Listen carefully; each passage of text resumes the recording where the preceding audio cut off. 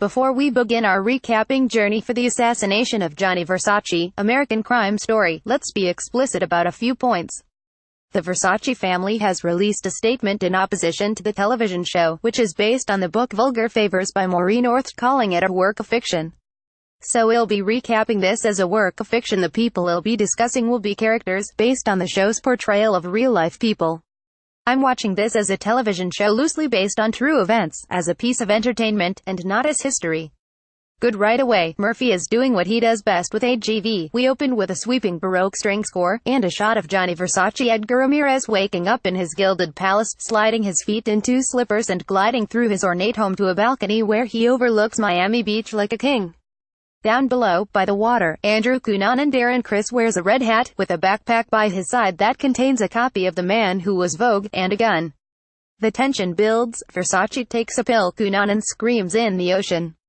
Versace leaves his home and someone shouts his name, but it's only tourists who want an autograph, which he politely refuses. Cunanan vomits into a toilet and Versace continues his glide to a newsstand to pick up copies of magazines. Already, we know the intersection of these two men feels viscerally wrong. It's as if they live in different galaxies, or entirely different parallel universes.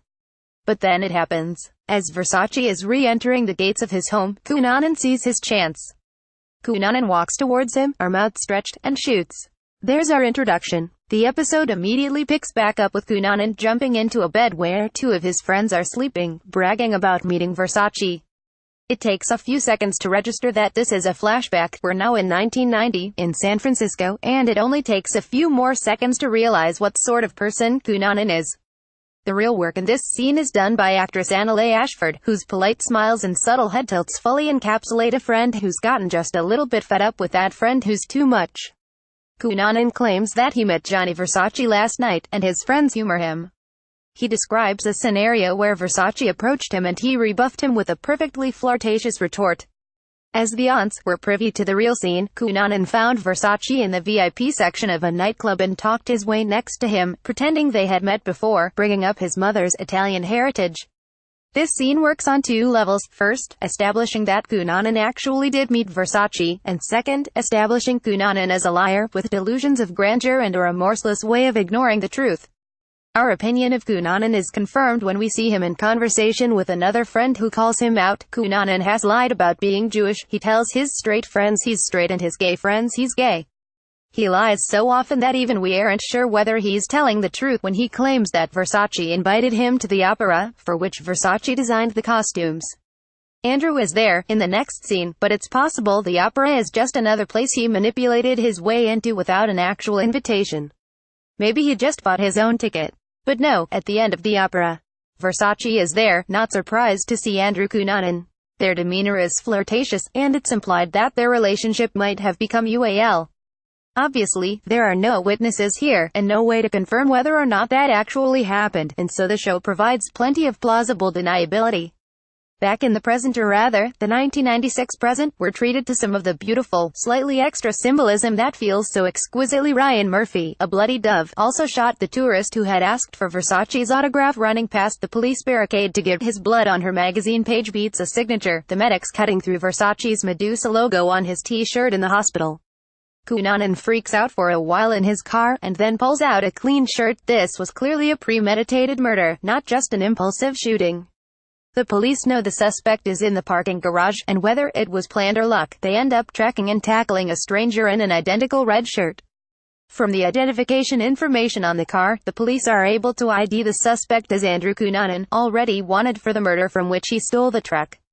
We learn Cunanan has already egged 4 people, but the FBI had apparently done an atrocious job of trying to track him down. No posters went out with his face on them.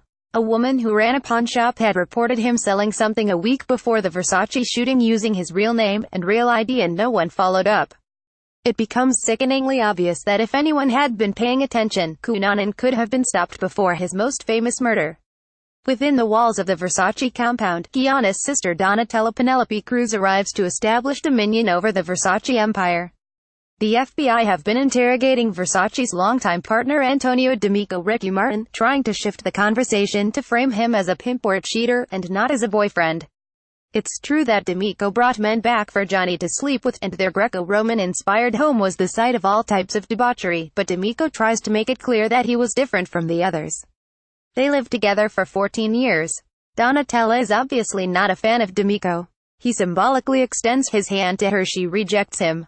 And when she walks into a board meeting to discuss the future of the brand, she closes the door behind her, leaving D'Amico in the hallway. She doesn't see him as a member of the family, and because the brand is Versace, he's no longer relevant, especially because, in her view, he couldn't accomplish his single task of keeping Gianni safe.